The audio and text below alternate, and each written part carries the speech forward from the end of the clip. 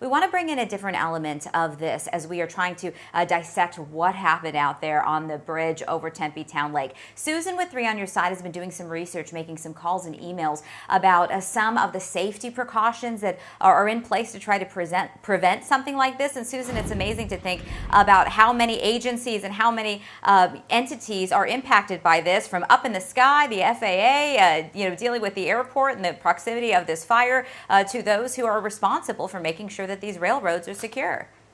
Yeah, there are a lot of moving parts. And you heard Gibby mention just a few minutes ago that this bridge was most recently inspected for its annual inspection on July 9th.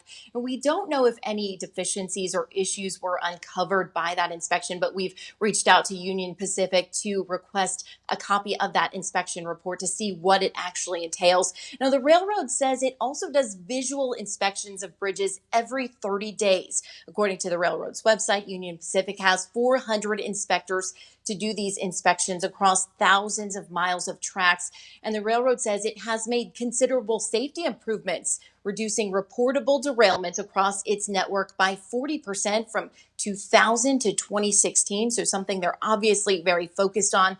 Now, it is interesting to note that unlike roads, freight railroads are owned by private organizations and they're responsible for their own maintenance and improvement projects. That's according to the Federal Railroad Administration. We've also reached out to them to find out what happens next with the investigation into this incident. So, of course, that's something we're going to continue to track. There are a lot of agencies, like you mentioned, involved in the investigation.